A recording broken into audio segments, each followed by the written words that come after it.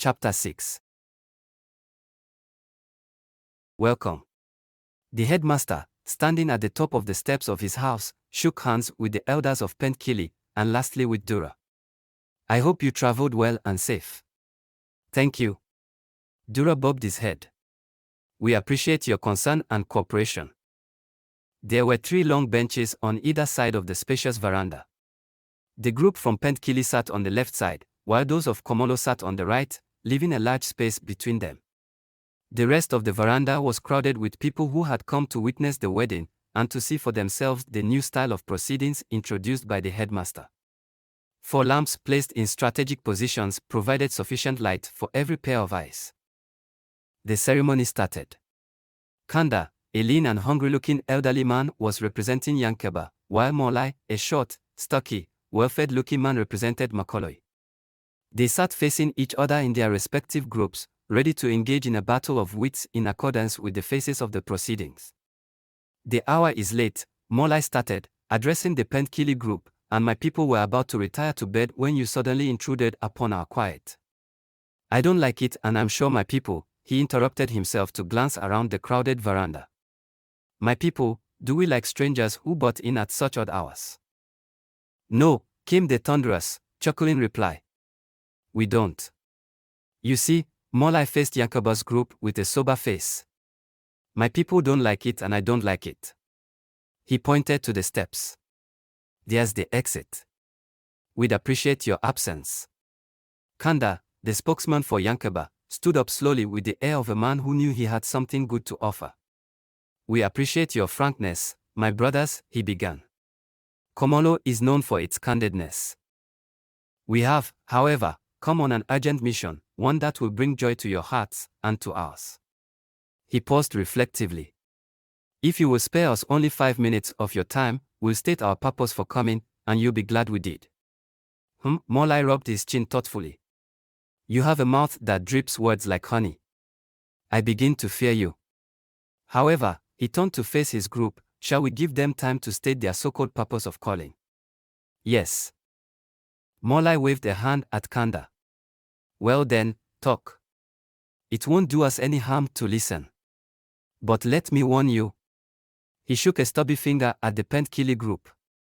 I won't allow you to sweet-talk us into any foolish commitments. A burst of laughter swept the audience and necks craned forward like giraffes as Kanda, the spokesman for Yankuba, rose with an ingratiating smile. With descriptive and emphatic gestures, he slashed the air in front of him as he released the speech he had practiced for hours behind the bushes around his farm. Our son, Yankuba, saw a wonderful-looking rose in your garden, he said with honest conviction. His heart went out to it. He has urged us, literally went down on his knees and begged us to get him this rose of roses. He could neither eat nor sleep for want of it.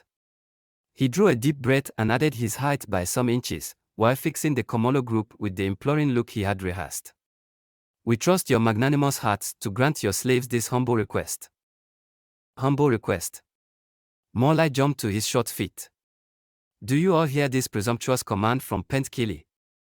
Why, Yankuba was fortunate I did not catch him peeping in my garden. In Komolo we don't prosecute trespassers, we persecute them. He choked convincingly in mock rage and shook a tight fist at the Pa Adekali group. Your son was fortunate. I would have plucked out his teeth like feathers off a chicken. Yankuba chuckled, wondering at what stage of the ceremony the Komolo spokesman would bring Makalay out. Yankuba hoped that these 2 spokesmen were not in love with their voices, or they'd go on and on and on, like 2 friends with a god of Mampama between them. A general sigh of relief swept across the audience when Makalay agreed to bring out the requested rose. Yankuba sat forward, eyes fixed at the crowded doorway through which Makalay was to emerge. Makalay craned toward the door and called out to his wife. Bon Poro. Naughty Bon Poro, a woman twice the size of her stocky husband, came forward with smiling eyes that were almost hidden behind the fat folds of her cheeks. I am here, my lord. Bring me the rose you watered this morning. Yes, my lord. With a twinkle in her eyes, she forced her way through the crowded doorway. After some moments of suspense, she returned with the rose. And the audience broke into a fit of laughter. The rose was a shy 10-year-old girl in print, with her hair plaited in tiny rows with the frills hanging down her forehead. Bon Poro led her to the space between the advocates. She was left standing alone for all eyes to see. With downcast eyes she played with her fingers. "Behold my loss," Makalay lamented. "I don't know why Yankuba chose the best of my flowers. The best of the best. I will be left with nothing to comfort me in my old age." He wiped away imaginary tears with the back of his hand. "Take the rose and go. Don't ever look in my garden again." With a pout he turned his face away from the Pentkili group, as though he couldn't stand the sight of their public greed. Amidst the laughter that erupted, Kanda, the spokesman for Yankuba, straightened up with a contemplative look. He took deliberate, slow steps toward the shy girl. The audience held its breath, leaning forward. With an exaggerated smile, Kanda stopped beside the girl and patted her head affectionately. What a beautiful rose," he sighed aloud. "See how tender she looks. Notice her black eyes. Observe her succulent lips. Take a good look at." "Enough," Makalay interrupted. "You don't have to expound on what we already know. Just take the rose and go. When you reach Pentkili you can praise her until the next rainfall." "Oh, thank you, my lords." Kanda bowed his tall frame like a coconut tree against strong winds. "But to be candid, my lords, it will break our hearts as your servants, to deprive you of such a priceless flower, the very one you yourself confessed will bring you comfort in your old age." He shook his head with a morose look. "No, we just cannot be that heartless. But I give her to you with all my heart. Take her and go." "My lord, we will not permit you to be generous to your own detriment. Please take this rose back to the garden." He pressed into the girl's palm 5 10 leon notes. "Go, my dear flower. You are too young to be plucked. But when you grow up, we shall surely come for you." He took a sudden deep breath, puffing out his bony chest, and pounded it with emphasis. "In fact, little one, when you grow up, I will come for you myself, representing my own interest." The crowd almost collapsed with laughter. The headmaster guffawed.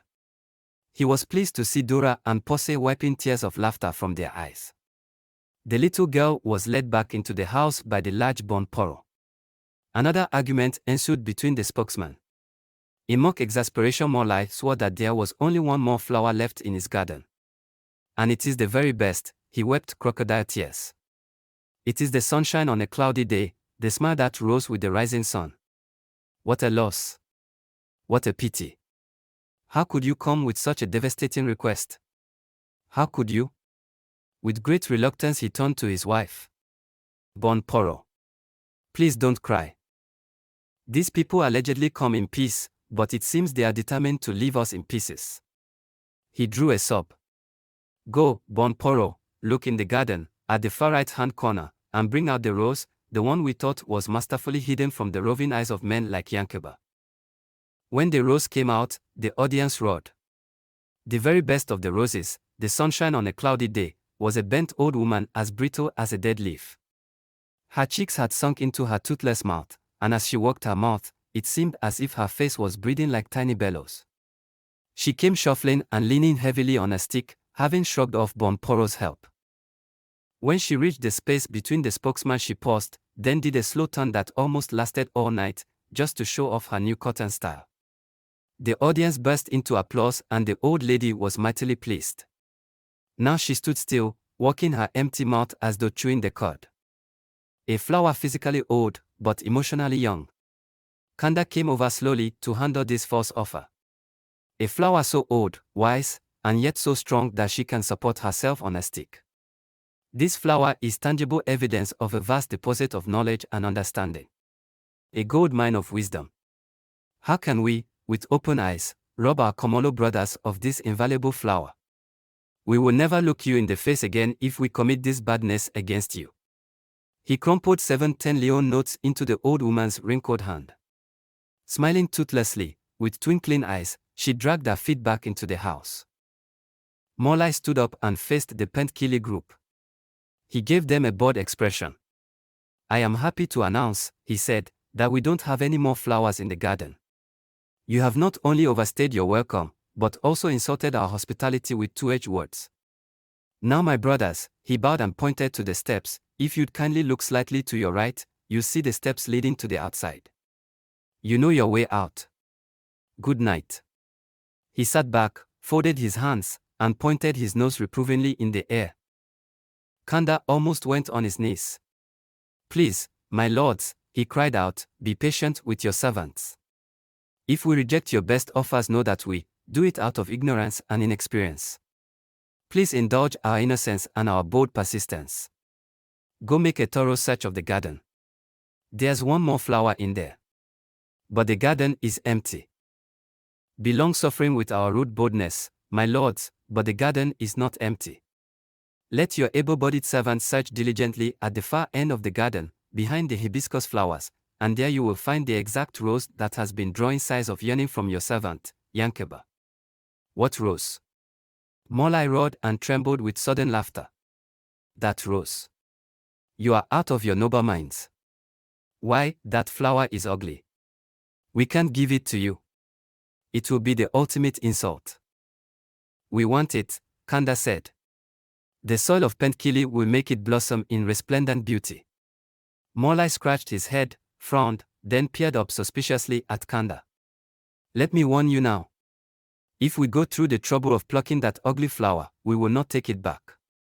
In other words, you cannot, and we won't permit you, to refuse the flower. His eyes twinkled. Are we agreed on that? Let us not waste further time, my lords. Kanda said with mock irritation. We want the flower, and we want it now. So be it. Makalay turned to his obese wife. Bon Poro, hey, what are you sneering at? It's not our fault that they want that. That ugly flower. He made a careless flip with his wrist. Go bring the rose here. It's time we got rid of it. Bon Poro went into the house amidst laughter and anticipation of the unknown. A period of anxious suspense ensued that almost got Yankuba dancing with impatience. Then a sudden hush fell at the crowded doorway. The crowd parted, and through the human passage came Makalay, walking with slow majestic steps. She was costumed in one of the best Gara gowns in the whole district, with flaps at the shoulders that made her look like a giant butterfly. 2 gold chains decorated her neck and her red earrings hung on her like 2 large tears. A generous stretch of the same blue Gara was attractively woven and knotted on her head like a turban, and a white veil over her face gave her a look of prohibited beauty. Yankuba was enchanted. He throbbed with a sense of accomplishment each time he gazed at her, almost envious of his good fortune. His eyes peered fixedly at Makalay. A mat was unrolled in the space between the 2 spokesmen, and Makalay gently sat down with feet drawn up. Yankuba's spokesman took a step toward Makalay, but before he could reach her, Makalay's spokesman sprang forward on his stubby legs. No, no, no. He waved his hands. We will not listen to any objections. I warn you, the flower is ugly. We have agreed you will accept it. Surely you are honor bound to stand by your word. Kanda guffawed and the whole assembly broke down in a fit of laughter. We are known for keeping our word, Kanda affirmed. We accept this flower.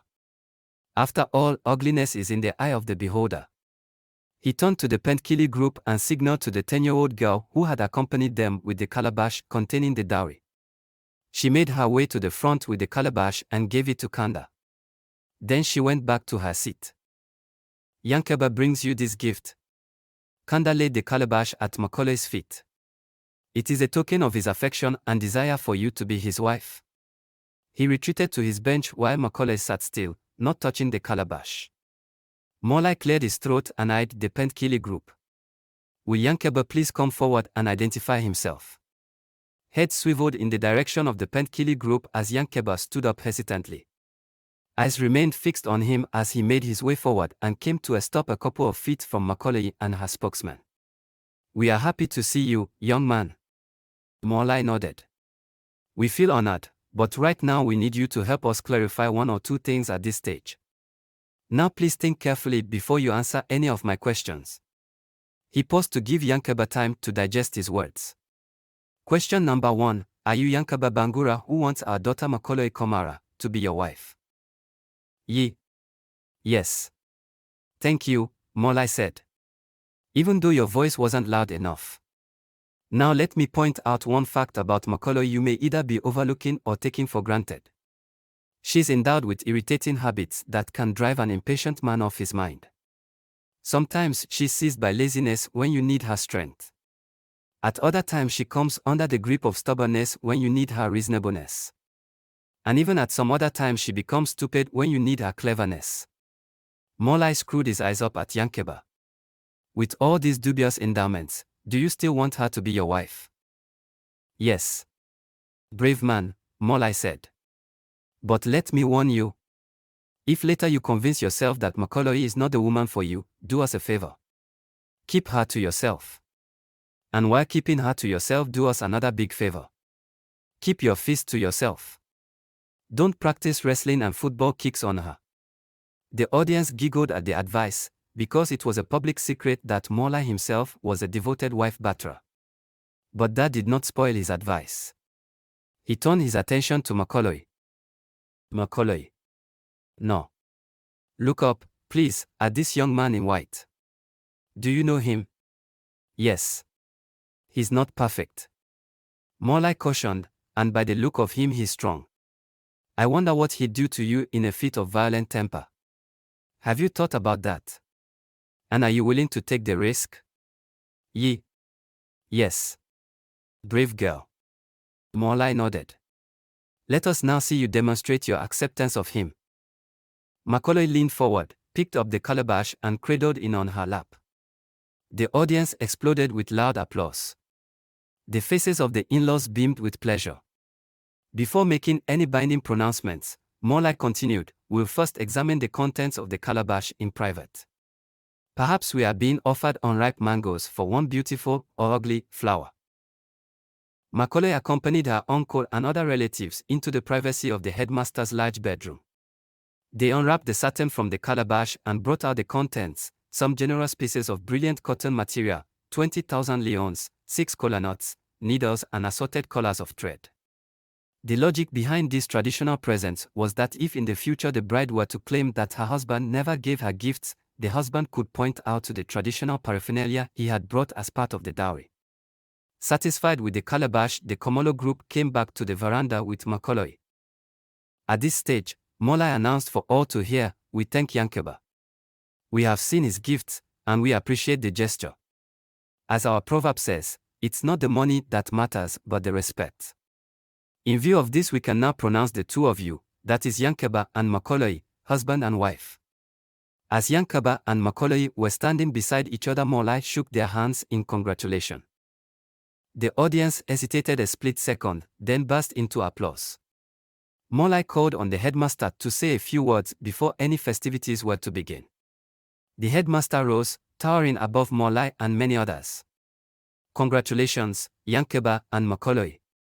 His mustache twitched. I'm personally happy to see your relationship blossom in a successful wedding. As husband and wife, you should be aware of the fact that you have now entered a new way of life that demands a new way of thinking. You are both assuming new and unfamiliar roles. You will be surprised, perhaps shocked, to discover later that you are not as compatible as you now believe. This might bother you, but don't let it.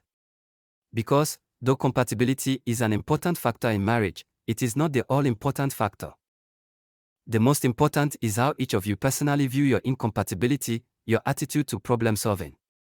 So, remember this one piece of advice, Yankuba, and you Makalay, that however much you love each other, if your attitude towards solving your disagreements is negative, then you are going to be miserable. He tugged his mustache as he felt the hint of tears. One way to avoid a negative attitude to solving problems is to remember that there are two sides to every argument, so don't fall into the habit of listening to only your side of it. He embraced Makalay, shook hands again with Yankuba. Then he resumed his seat. After this the festivities were declared open and a sumptuous feast followed, plus songs and dances that became the topic for conversation for that entire month.